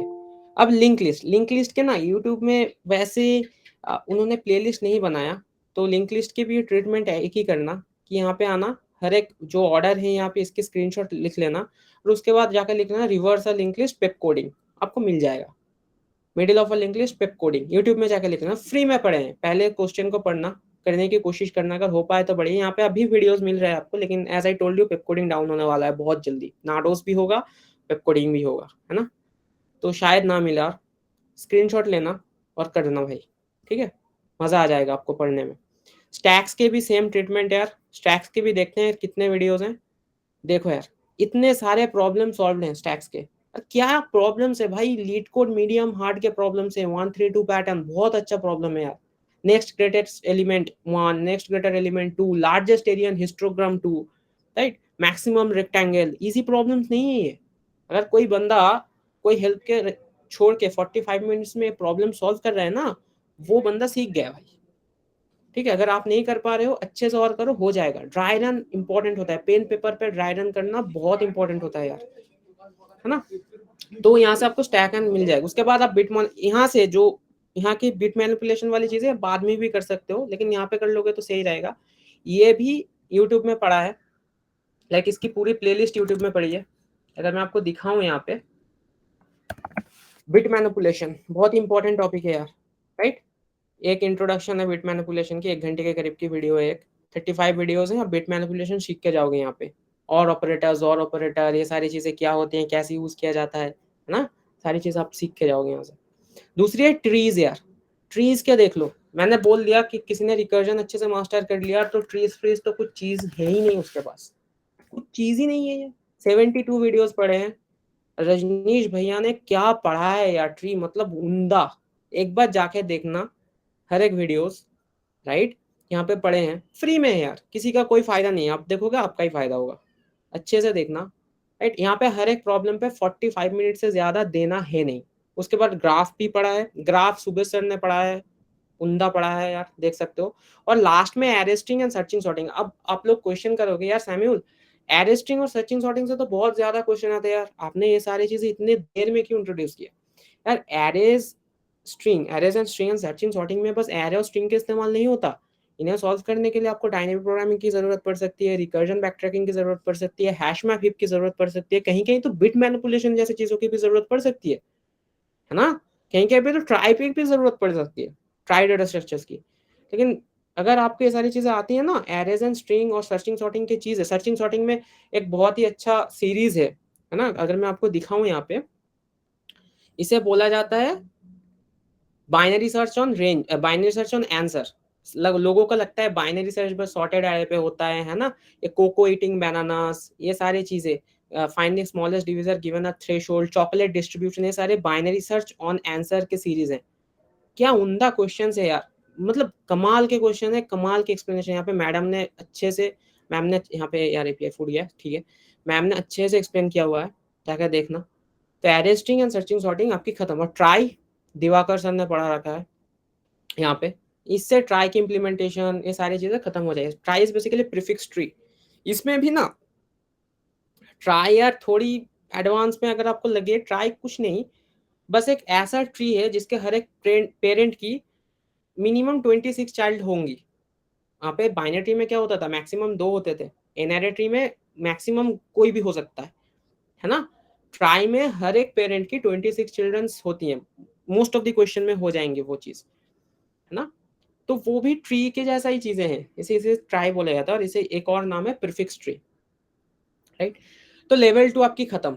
नाउ हम थोड़े बहुत क्वेश्चन यहाँ पे हैं, डिस्कस करते हैं। Why you should not target x number of question, मैंने बोल दिया कि यार अगर आपने एक्स नंबर ऑफ क्वेश्चन हर दिन का टारगेट किया, यार मैक्सिमम कुछ क्वेश्चन टारगेट किए, तो मोस्ट प्रॉब्लम आप चीट करना स्टार्ट कर दोगे, वो नहीं करना। डिफाइन क्वांटिटी, क्वांटिटी क्या है यार, ये सारी चीजें मैंने क्वांटिटी पे रखी है, मतलब 45 मिनट्स दो, यहाँ पे आपकी टारगेट होगी क्वांटिटी, नंबर ऑफ क्वेश्चंस, लेकिन चीट करके नहीं, चीट करके बिल्कुल नहीं, number of questions. Dry run करो, हर एक प्रॉब्लम को पेन पेपर से लिखो यार, पेन पेपर जिसके पास होगा वो जीत जाएगा भाई, ठीक है। पेन पेपर ले सकते हो या फिर पेन टैब है यार, राइट, तो ये ले सकते हो। मुझे अभी तक लाइक इससे ठीक ठाक यूज करना आता नहीं है मुझे, जो भी हो ये चीज ले सकते हो, है ना। पेन पेपर बेस्ट है यार। ड्राई रन करो कोड को, एल्गोरिदम को ड्राई रन करो, एक्सप्लेन करो खुद को, राइट, निकल लोगे चीजें, है ना।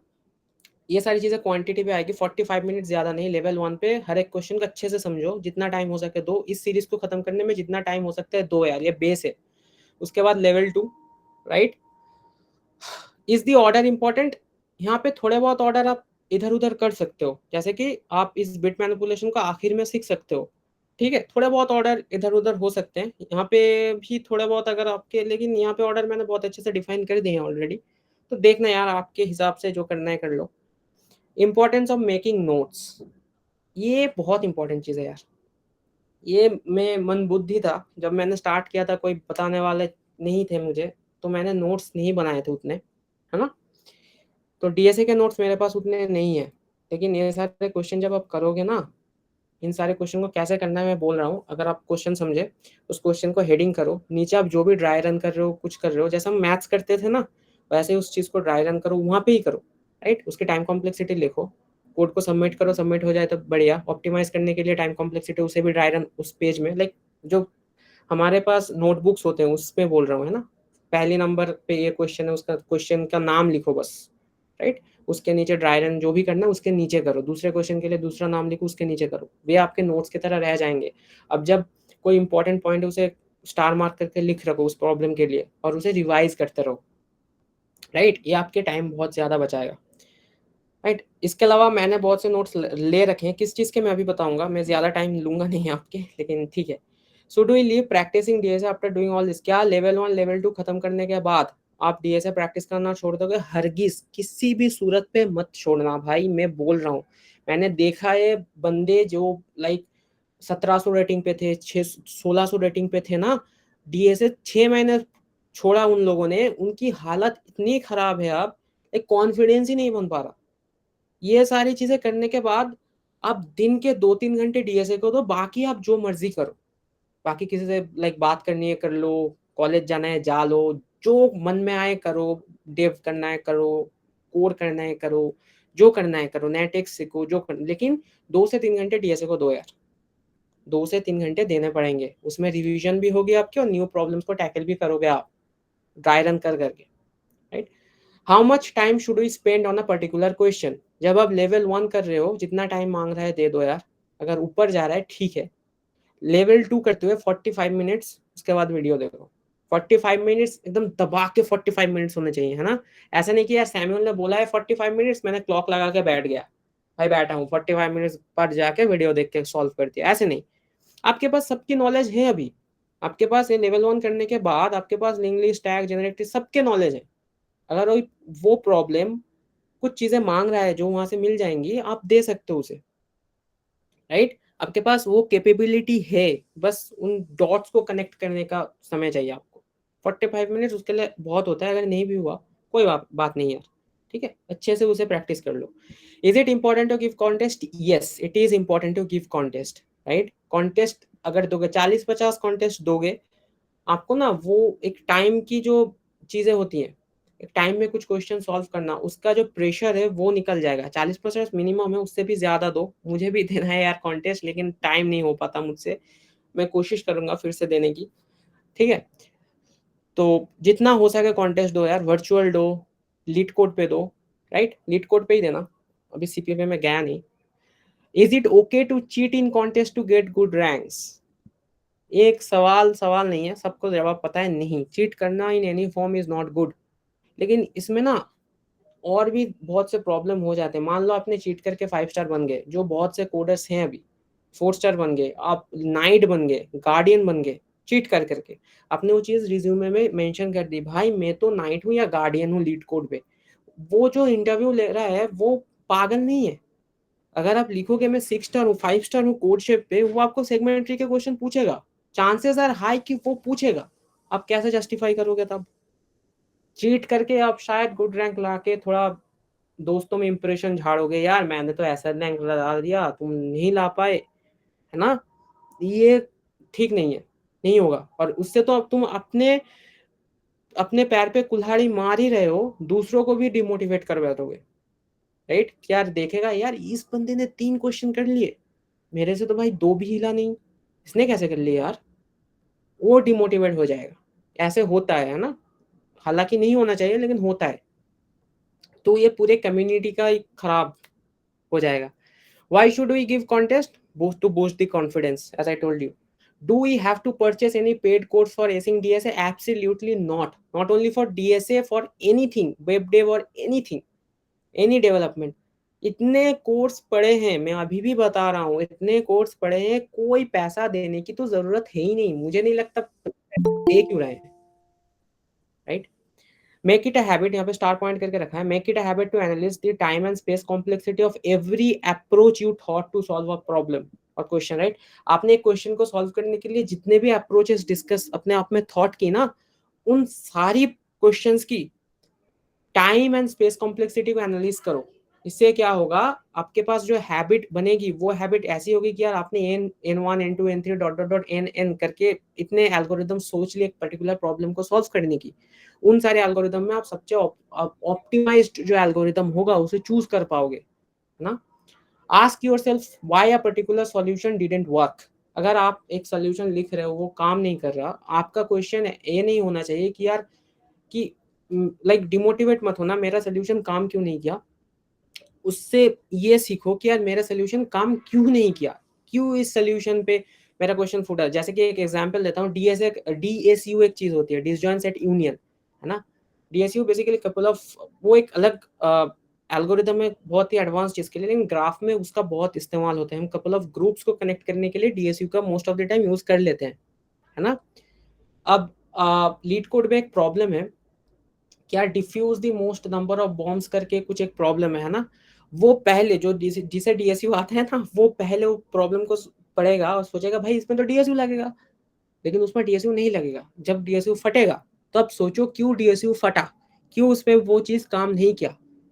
Binary search on answer, right. उसमें आपको मोनोटोन फंक्शन को ढूंढना होता है पहले, अगर है आप उसमें बाइनरी सर्च ऑन आंसर लगा सकते हो। अगर किसी भी क्वेश्चन पे ऐसा आ गया कि यार आपको लग रहा है आपने ये सारी चीजें तो करी नहीं, मोनोटोन फंक्शन ढूंढा नहीं, है ना, तो आप डायरेक्ट सोच रहे यार इसमें बाइनरी सर्च लग सकता है, आपने लगाया कोड फूट गया, राइट। अगर आप ये ना सोच के कि यार ये बाइनरी सर्च क्यों नहीं लगा, आप डिस्कशन पे जाके आंसर देख के चिपका के कर दिए, तो आपको कभी भी ये चीज सीखने को नहीं मिलेगा कि यार बाइनरी सर्च ऑन आंसर ऐसे प्रॉब्लम की एक कॉमन चीज होती है कि इन सारे प्रॉब्लम में एक मोनोटोन फंक्शन होता है कि यार एक्स पॉइंट पे अगर कोई चीज सेटिस्फाई कर रहा है वो x+1 x+2 पे भी करेगा, ऐसी चीज है, राइट, मोनोटोनिकली ग्रो कर रहा है वो चीज। तो ये चीज आपको सीखने को मिलेगी। अगर कोई डीपी आप सोच रहे हो यार इसमें तो डीपी लगेगा, डीपी सबमिट किया, डीपी फूट गया, राइट। अगर आप डिस्कशन से कोड उठा के उसे समझेंगे, सॉल्यूशन को सबमिट करके निकल जाओगे, लेकिन आपको ये समझना ही नहीं, लाइक समझ में ही नहीं आएगा कि यार भाई डीपी डायरेक्टेड एसाइक्लिक ग्राफ पे लगता है। डीपी ऐसे ही बस ओवरलैपिंग सब प्रॉब्लम दिखा लगा दिया होता नहीं, इसके लिए आपको डायरेक्टेड डैग चाहिए, डायरेक्टेड एसाइक्लिक ग्राफ चाहिए। लेकिन आपने तो डिस्कशन से सबमिट कर दिया था, वो कोड आपने हालांकि अच्छे से समझा, लेकिन आपको ये सारी सीख नहीं मिलेगी अगर पर्टिकुलर अप्रोच काम नहीं कर रहा, जो आपने सोचा था काम करेगा, क्यों नहीं कर रहा, ये क्वेश्चन होना चाहिए। What will be the outcome of doing level 2?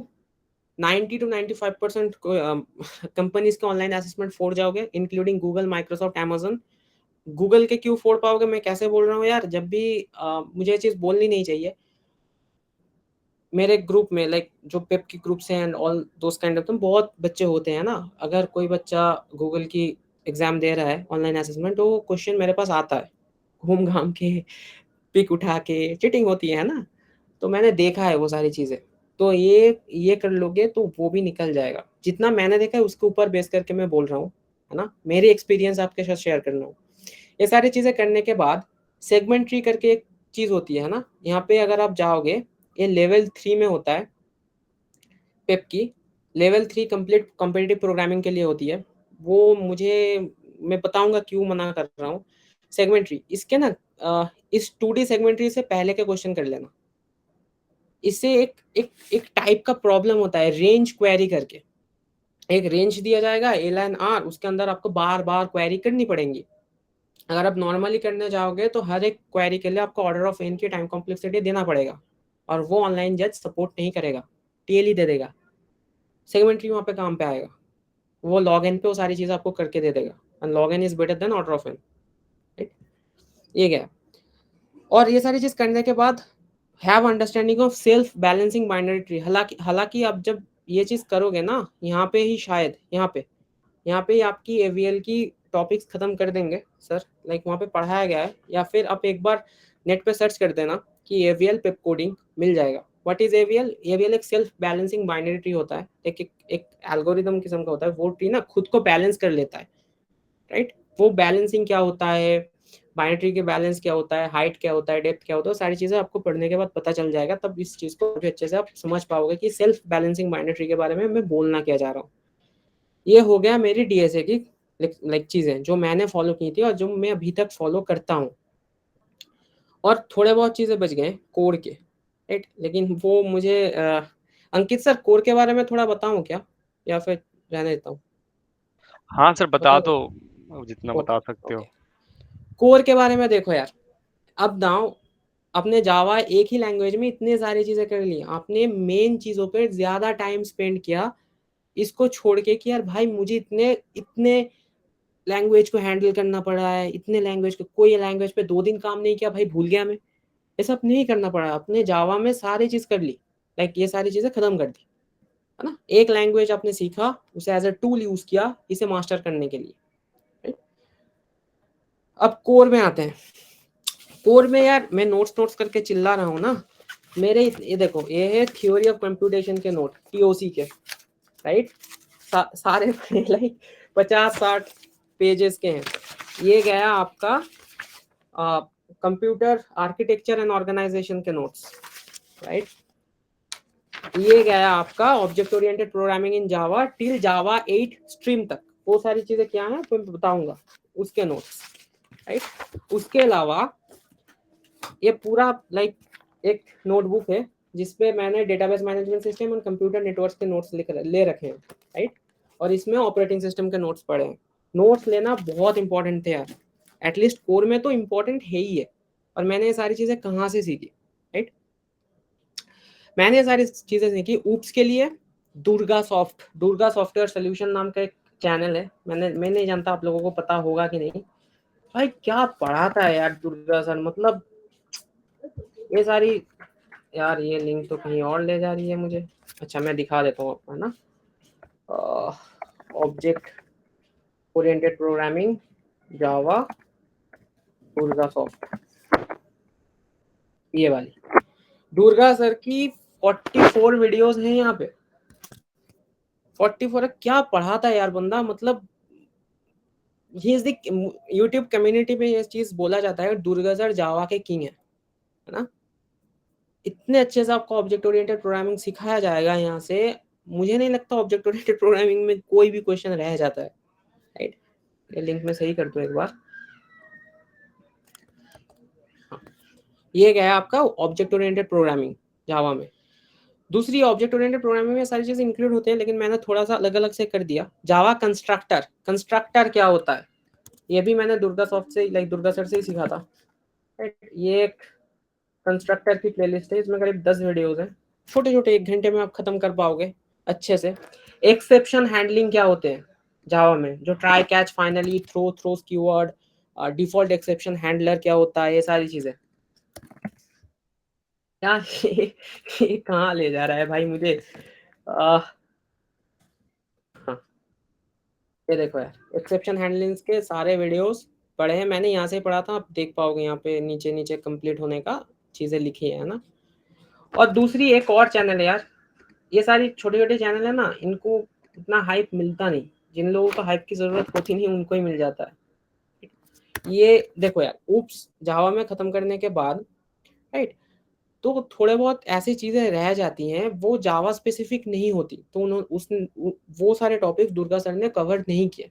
Obviously वो जावा स्पेसिफिक नहीं है ना, वो सारे टॉपिक्स मैंने कवर किए थे इन भाई से, स्मार्ट प्रोग्रामिंग करके। यहाँ पे आपको मिल जाएगा, ये देखो कंस्ट्रक्टर आपने कर रखा है, ये सारी इनहेरिटेंस भी खत्म। यहाँ पे थोड़े बहुत चीजें हैं, जैसे कि ये वाला वीडियो मैंने देखा है तो इंपॉर्टेंट है।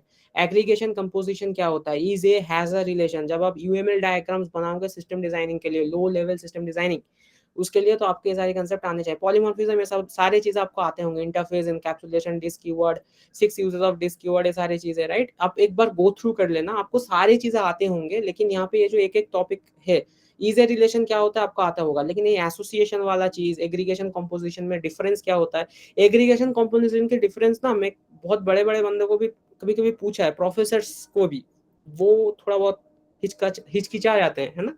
एग्रीगेशन कंपोजिशन क्या होता है यहाँ पे एक्सप्लेन किया गया है अच्छे से, राइट। स्टैटिक स्टैटिक ये सारी चीजें भी यहाँ पे होनी चाहिए थी क्या, स्टैटिक ब्लॉक, स्टैटिक मॉडिफायर मैंने दिखाया नहीं। अच्छा, ये मैं ऐड कर दूंगा यार, प्रॉब्लम नहीं है। स्टैटिक मॉडिफायर भी आप दुर्गा सर की वहाँ पे मिल जाएगा, मैं दिखा देता हूँ। स्टैटिक मॉडिफायर दुर्गा सर, इनका एक लाइक लाइव क्लास है स्टैटिक मॉडिफायर पे। स्टैटिक मॉडिफायर पे यार इम्पोर्टेंट है ये कंसेप्ट रखना, इम्पोर्टेंट है ये वाली। इसको मैं शेयर करता हूँ, यहाँ से कॉपी करता हूँ लिंक को और यहाँ पे ही दे देता हूँ, ताकि भाई लोगों के पास और बहन लोगों के पास सारी चीज़ें पड़ी हुई है ना। मॉडिफायर, ओके, इसे कोट्स में ऐड करेंगे यार, ये पूरी चीज़ आ जाएगी, ठीक है, हम भी शामिल है। हाँ, स्टैटिक मॉडिफायर, राइट। ये करने के बाद आप ये जब प्लेलिस्ट देखोगे ना, आपको सारी चीज़ें मालूम ही है। बस यहाँ पे ये देखने का मतलब है कि थोड़े थोड़े चीज़ें जो मिस कर गए होंगे दुर्गा सर, जो जावा स्पेसिफिक नहीं था, वो आपकी कवर हो जाएंगी। मैंने ऐसे ही किया था।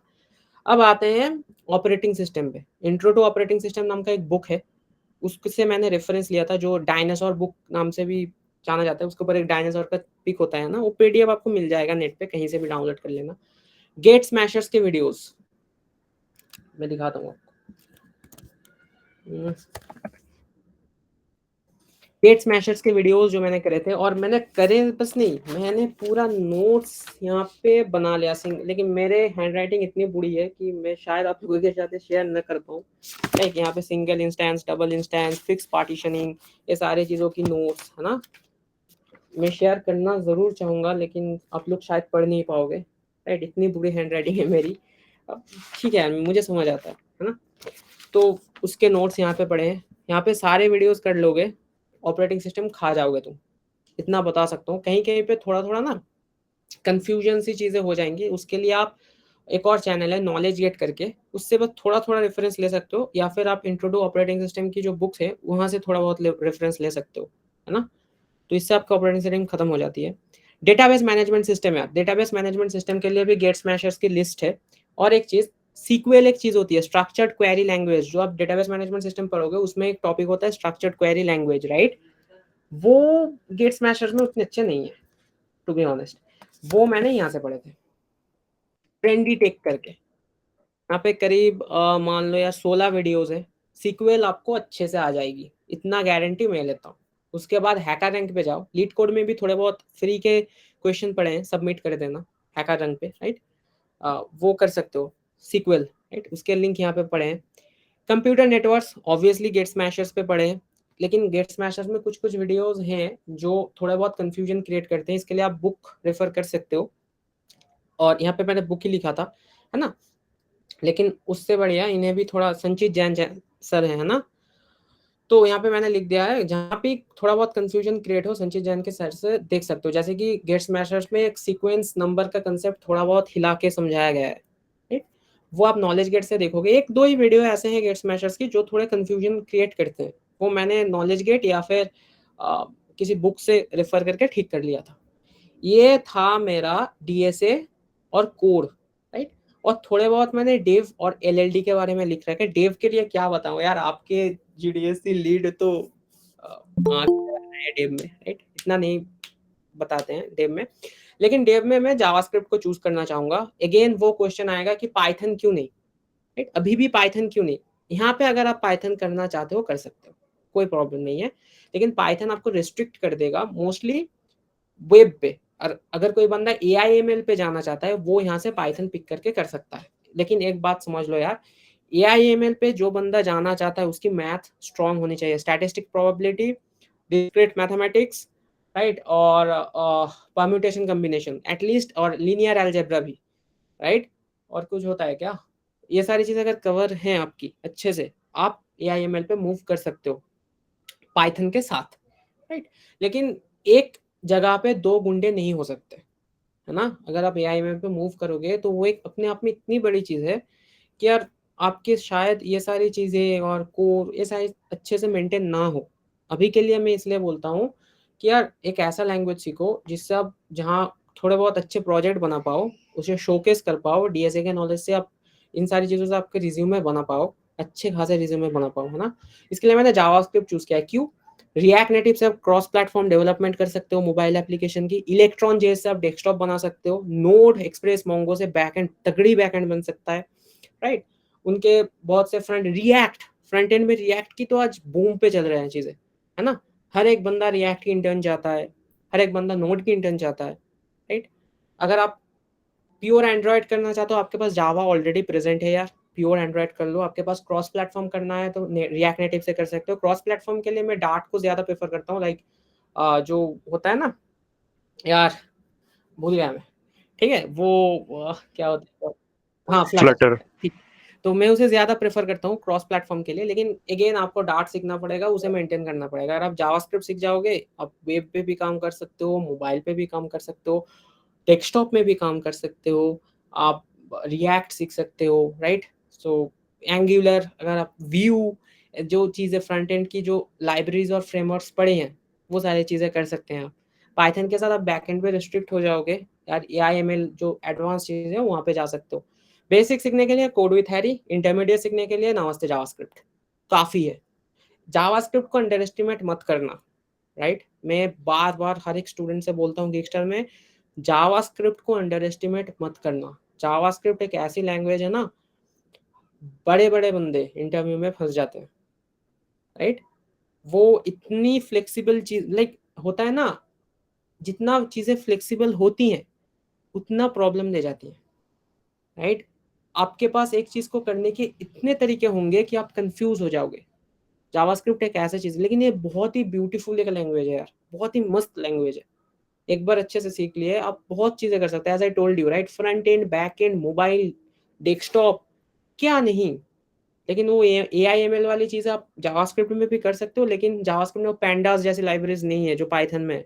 AIML के लिए पाइथन से बेहतर कुछ नहीं होगा, राइट। किसी को अगर सीखना है बहुत बढ़िया है, सीख सकते हो, पाइथन से बेहतर कुछ नहीं होगा। और मैथ्स थोड़ा बहुत स्ट्रॉन्ग कर लेना, मैंने देखा है यार, फर्स्ट ईयर के बंदे आते हैं, आते ही चिल्लाना स्टार्ट कर देते, मैं तो भाई मशीन लर्निंग कर दूंगा, मैं तो भाई आर्टिफिशियल इंटेलिजेंट बना दूंगा, राइट। भाई तेरे मैथ्स ठीक है, पहले बोल मैथ्स सही है तेरा, डेटा स्ट्रक्चर्स की नॉलेज होनी चाहिए, क्योंकि यार हम लोग हर दिन ट्रिलियंस में डेटा को देख रहे हैं ना, सब जगह डेटा है यार।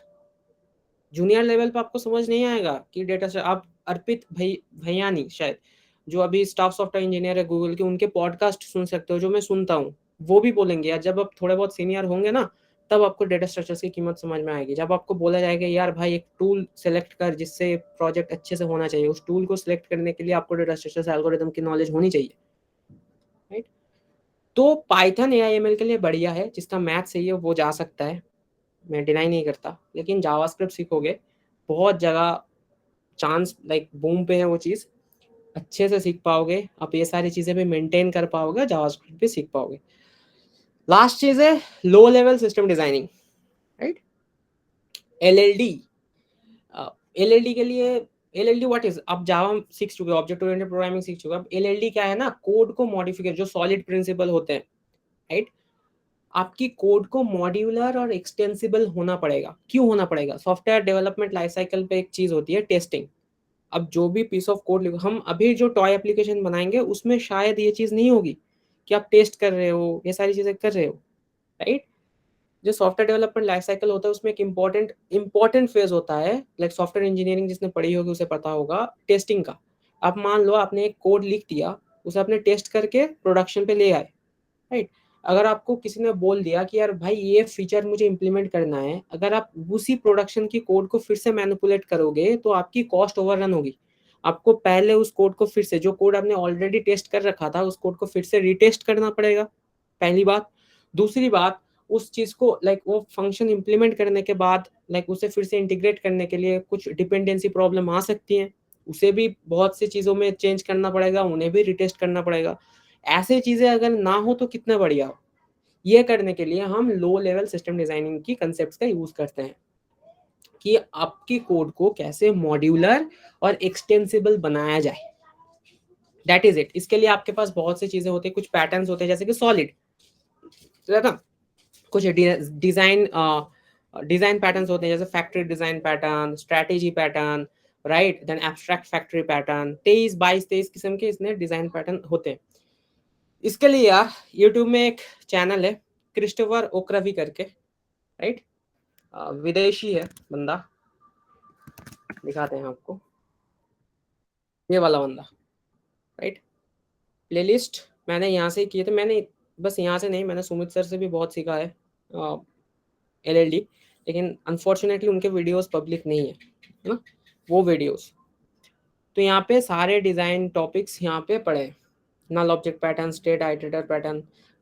ऐसा मत करना कि यार सारे डिज़ाइन पैटर्न पढ़ने रट्टा मारने बैठ गए, ऐसा मत करना। थोड़ा कहीं और से भी बुक्स पढ़ने की कोशिश करना। मैं बहुत चाहता हूँ सुमित सर के वीडियोस आपको मिले, लेकिन वो नहीं मिल सकते अभी के लिए, तो नहीं मिल सकते, है ना। मैं पूछ के शायद कुछ करूं, बट अभी के लिए नहीं हो सकता। उसमें इतने अच्छे से डिटेल में चीज़ें एक्सप्लेन हुई है ना, मतलब क्या चीज़ें एक्सप्लेन हुई है यार, उसमें केस स्टडीज हुए हैं, उसमें सारी चीज़ें, एक बंदे को LLD सीखने के लिए जो जो चीज़ें चाहिए वहाँ पे प्रेजेंट है already, right.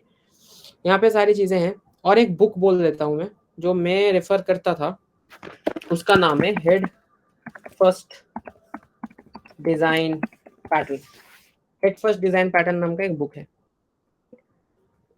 Like Christopher Okhravi head first design pattern की जो चीजें होती है ना, उनको पढ़ के वहाँ पे बस आपको कोड अच्छे से एक्सप्लेन करके बताएगा कि यार कहाँ पे फैक्ट्री लगाना है, कहाँ पे एब्स्ट्रैक्ट फैक्ट्री लगाना है, कहाँ पे स्ट्रैटेजी काम करेगा, कहाँ पे डेकोरेटर काम करेगा, कहाँ पे ऑब्जर्वर काम करेगा, राइट, कहाँ पे चेन ऑफ रिस्पॉन्सिबिलिटी आएगी, राइट। ये सारी जो चीज़ें होती हैं ना।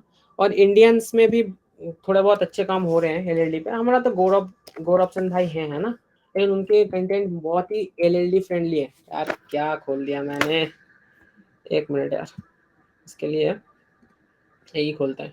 मेरे यूट्यूब चैनल पर मत जाते हैं, क्या क्या आ जाएगा फिर प्रॉब्लम हो सकती है। और यहाँ पे भी चीज़ें गलत ही हो रखी है, सही है। एक चैनल है कोडिंग एंड कंसेप्ट करके, राइट, ये भाई ने बहुत अच्छे से समझाया है चीज़ें, लेकिन मैं चीज़ बोलना चाहूँगा और बोलना नहीं भी चाहूँगा। मुझे ना इंडियन कंटेंट उतने अच्छे नहीं लगते फॉर सम रीज़न, मुझे पता नहीं। ठीक है। तो यहाँ पे भी सारी चीज़ें पढ़े हैं, ये भाई हाई HLD के चीज़ें हैं, लो LLD की चीज़ें, ये रहे। यहाँ पे केस स्टडीज भी पढ़े हैं, design ATM system, LLD of ATM, design chess game, right. एक है डिज़ाइन कार रेंटल सर्विस। अब LLD के हर एक जो कार रेंटल सर्विस है ना, आपका सोल्यूशन, इनका सोल्यूशन, मेरा सोल्यूशन अलग हो सकता है, लेकिन तीनों सोल्यूशन का मेन मुद्दा एक ही होना चाहिए, हमारा कोड मॉड्यूलर और एक्सटेंसिबल हो, राइट। या फिर कोड फटेगा, कॉस्ट ओवररन होगा, मैनेजर आपको छोड़ेगा नहीं, as simple as that, right. LLD अभी मत करना, फर्स्ट ईयर सेकंड ईयर के लिए मैं ये बोलूँगा, फर्स्ट सेकंड ईयर पे DSA पे पूरा पुख्ता ध्यान दो। सेकंड ईयर आते आते ये सारी चीज़ें लाइक जो कोर की चीज़ें हैं इनसे भी इंट्रोड्यूस करो, अच्छे से कोर भी पढ़ लो। थर्ड ईयर पे DSA डेव करो, राइट। एंड फोर्थ ईयर पे जाके थोड़ा बहुत LLD कर सकते हो। मुझे चुल मचीती करने का मैंने कर लिया, है ना। मेरा ऐसा ही है, जो सीखने का मन करता है मैं सीख लेता हूँ, कोई प्रॉब्लम नहीं है उसमें, ठीक है। तो मैनेज कर पाए तो इतने सारी चीज़ें कर लेना। चीज़ें ईजी नहीं है ना, चीज़ें हार्ड हैं यार। अगर कोई बोलता है कि यार चीज़ें ईजी हैं, वो नहीं है। अगर कोई आपको ड्रीम दिखाता है कि यार इतने क्वेश्चन क्वांटिटी पे इतने क्वेश्चन कर लो हो जाएगा, नहीं होगा, नहीं होगा, राइट। एक एक बंदा होता है यार 100 क्वेश्चन करके भी वो गूगल फोड़ जाते हैं, एक एक बंदे 2000 क्वेश्चन करके भी गूगल नहीं फोड़ पाते, है ना। तो वो चीज़ें हैं जिनकी बेसिक स्ट्रांग होंगी वो निकल जाएगा। क्वेश्चन कितने के doesn't matter, right. X number of question क्यों टारगेट नहीं करना चाहिए, वही है यार। अगर करते करते आपको हो जाए, लाइक अब प्रैक्टिस करते करते आपके 600 क्वेश्चन हो गए, उसे सेलिब्रेट करो यार, लिंक्डइन पे पोस्ट करो, राइट। लिंक्डइन पे कनेक्शन बढ़ाओ यार। मुझे पता नहीं आप लोगों के कितनों के कितने कनेक्शन है, जितने कनेक्शन बढ़ेगी उतनी बढ़िया, जितनी होगी उतनी बढ़िया। जो जो कंपनीज में आपको काम करना है उनके HR को कॉल कॉल नहीं, रिक्वेस्ट भेजो, उनके एम्प्लॉयज़ को रिक्वेस्ट भेजो। और लिंक्डइन पे हाय हेलो नहीं चलता यार। आप रिक्वेस्ट HR से हो गया, अब हाय लिख के भेज रहे हो और वेट कर रहे हो कब आपके पास रिप्लाई आएगा, नहीं आएगा रिप्लाई, 99% सिचुएशन में नहीं आएगा, ठीक है।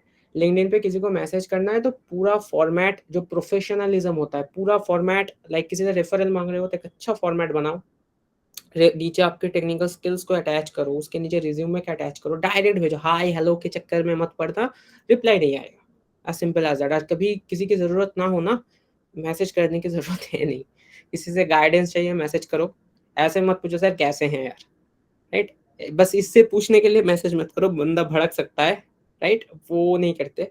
और एक हर एक दिन एक प्रॉब्लम सॉल्व करने के बाद पोस्ट करने की ज़रूरत है नहीं, उससे भी फीड गंदी होती है बंदों की, आपको अनफॉलो कर देंगे, राइट। 200 क्वेश्चन क्या एक पोस्ट करो, 300 किया एक पोस्ट करो, 600 किया एक पोस्ट करो, 1000 प्रॉब्लम किए पोस्ट करो, अच्छे रैंक लाए पोस्ट करो, अच्छा अचीवमेंट हुआ कुछ पोस्ट करो। ये सारी चीज़ें से आपकी लिंक्डइन स्ट्रांग होती जाएगी, राइट। विद दैट सेड यार, मैं अपने बारे में थोड़ा और दिखा दूँ। दिस इज क्रिसमस 964, जो मेरी लिट कोड प्रोफाइल है ये है, राइट। मैंने 320 पे रैंक 504 था, ऑल इंडिया रैंक 48 लाया था। यहाँ पे leet code level web coding के लेवल 2 में टॉप पे था मैं, राइट। दूसरी चीज़, मेरी लिंक्डइन प्रोफाइल, यार ये यहाँ से निकालनी पड़ेगी, दिखाई देते हैं आप सबको, है ना। ये कहाँ साइड पे चला गया, इसे अब बंद करते हैं अभी के लिए। ये मेरी लिंक्डइन प्रोफाइल है यार। अगर किसी को कनेक्शन चाहिए, किसी को कोई चीज़ की ज़रूरत हो गाइडेंस के लिए, है ना, तो वो बेझिझक मैसेज कर सकता है। मैं अपने स्टूडेंट्स को भी बोलता हूँ, आप लोगों को भी बोल रहा हूँ, ठीक है। बेझिझक मैसेज कर सकता है, मैं रिप्लाई करने की पूरी कोशिश करूँगा, राइट। ये सारी चीज़ें यहाँ पे मौजूद हैं, ठीक है। आप लोगों को एक बार दे ही देता हूँ अगर मुझे मिल जाए। यार गूगल मीट चल रहा है ना, या मैं ही बस बैठे बैठे बात कर रहा हूँ? हाँ चल रहा है, चल रहा है। ये लिंक्डइन है यार, है ना। वो किसने दे दिया? अंकित भाई ने दे दिया, ठीक है। गिफ्ट है यूज चैट जीपीटी। हाँ यार, चैट जीपीटी के बारे में बहुत सही था। अगर किसी का कोई क्वेश्चन है यार कर सकता है, मैं ही बोलता गया, आप लोगों को बोलने का मौका नहीं मिला। किसी को अगर कोई क्वेश्चन करना है तो कर सकता है यार, नहीं तो लाइक मैंने ज़्यादा ही टाइम ले लिया ना 9:30 पे। No, it's okay. सो है ना, अगर आप लोगों को हेल्प या कुछ हुआ तो सही है यार। किसी का कोई क्वेश्चन है तो पूछ सकता है यार, जितने भी बंदे ऑलरेडी। Anyone? कोई क्वेश्चन है तो आप लोग कर सकते मुर्शिद हो। Alam, it's a thank you. Best opportunity I think for you all guys. हाँ, किसी का कोई प्रॉब्लम है तो पूछ सकता है। ओके सर, मेरा एक क्वेश्चन था। लाइक हाँ। होता क्या है कि हम लोग कोड कर लिए, राइट? हम्म, फिर सब कुछ मैंने क्वेश्चंस भी पढ़ लिए, देन उसको सही से मैंने मतलब कर लिया पूरा। बट हम्म। कभी कभी होता है 1-2 महीना बाद आप जब उसी कोड को देखते हो तो इट्स लुक लाइक कि किसी एलियन ने लिखा है, राइट? पता ही नहीं चलता, तो उसको कैसे मतलब टैकल किया जाए? ओके, ये प्रॉब्लम होता क्यों है पहले समझते हैं। ये प्रॉब्लम होने का एक प्राइमरी रीज़न हो सकता है कि आपने उस प्रॉब्लम के साथ ज़्यादा टाइम स्पेंड नहीं किया। मान लो आपने एक प्रॉब्लम देखा, उस प्रॉब्लम का आपको उस समय के लिए आपको बहुत जल्दी थॉट आ गया कि यार इसमें तो बाइनरी सर्च ऑन आंसर लगेगा, राइट? आपने वो लगाया, आप आगे बढ़ गए। आपने वो प्रॉब्लम एक ऐसी प्रॉब्लम थी कि यार वो ना बाइनरी सर्च ऑन आंसर लगेगा, वो आपके दिमाग में किसी तरह आ गया उस मौके पे, राइट? आपने सबमिट किया, निकल गए। 2 महीने पर जब आओगे, मान लो वो थॉट आपके पास नहीं आएगा कि यार इसमें बाइनरी सर्च ऑन आंसर लगाना है, आप फंस जाओगे। इसीलिए मैंने बोला कि यार अगर कोई अप्रोच काम कर रहा है बढ़िया, अगर कोई अप्रोच काम नहीं कर रहा, इसमें बाइनरी सर्च ऑन आंसर क्यों काम किया, ये सोचना बहुत ज्यादा इंपॉर्टेंट होता है। इसे ड्राई रन करना बहुत ज्यादा इंपॉर्टेंट होता है। क्वेश्चन सबमिट हो या चाहे ना हो, एटलीस्ट 5 टेस्ट केस में तो ड्राई रन करना ही करना चाहिए। आपके ना मतलब अंदर बैठ जाएगी, ये क्वेश्चन हम्म। देखोगे तो समझ आ जाएगा आपको, यार इसमें ये क्वेश्चन मतलब ये चीजें यूज हुई थी। तो ये ऐसा चीज है। ऐसी भी हो सकता है यार कि 2 महीने बाद कुछ, मान लो आपने स्क्वायर रूट डिकम्पोजिशन सीखा, मैं बस एग्जांपल दे रहा हूँ। आपने कोई क्वेश्चन, जब 1-2 दिन आपके पास वो कंसेप्ट पूरा है, आपने कोई क्वेश्चन सॉल्व कर दिया, 2 महीने बाद आपके उस कंसेप्ट में होल्स आ गए, आप वो कंसेप्ट भूलने लग गए। तब अगर वो आप उस क्वेश्चन को फिर से सॉल्व करने जाओगे, प्रॉब्लम फेस करोगे आप, ना? तो ये सारी चीजें होती हैं। ये आपको प्रॉब्लम के साथ ज्यादा टाइम स्पेंड करना है, ड्राई रन करो उस प्रॉब्लम को। कोई डाउट रहना नहीं चाहिए उस प्रॉब्लम को रिगार्डिंग, राइट? सोचो इसमें बाइनरी सर्च ऑफ आंसर क्यों लगा, इसमें कोई अप्रोच, कोई दूसरा अप्रोच क्यों नहीं लगा, इसमें ये सारी चीजें क्यों हुई, टाइम एंड स्पेस कॉम्प्लेक्सिटी। और अगर फिर भी डाउट रहता है, कुछ रहता है, तो उसको एक्सेल में नोट करो उस प्रॉब्लम को, राइट? कुछ दिन बाद आओ, फिर से उस प्रॉब्लम को टैकल करो, तो इससे हो सकता है चीजें, ये वाली प्रॉब्लम खत्म हो जाएगी। ठीक है, और कोई सवाल अंकित? नहीं, और सारे सवाल तो आपने जवाब दे दिए थे। आपका सेशन काफी अच्छा रहा। सो थैंक यू यार। एनीवन जो पूछना चाहते हैं सर से? यार एनीवन, किसी को कोई सवाल हो तो पूछ सकता है यार, राइट? सुप्रिया कुमारी, मुर्शिद आलम, जॉय, शिवम कुमार झा, मृत्युंजय, मनीष, मणिकांत, अंकिता, अंकित सिंह तो सर बैठे ही हैं, अभय कुमार, कोई भी, किसी का कोई शायद सवाल? लगता है को किसी का कोई सवाल नहीं है। Okay, so thank you everyone for joining this amazing session, and hello sir. especially कौन? yeah, please go on.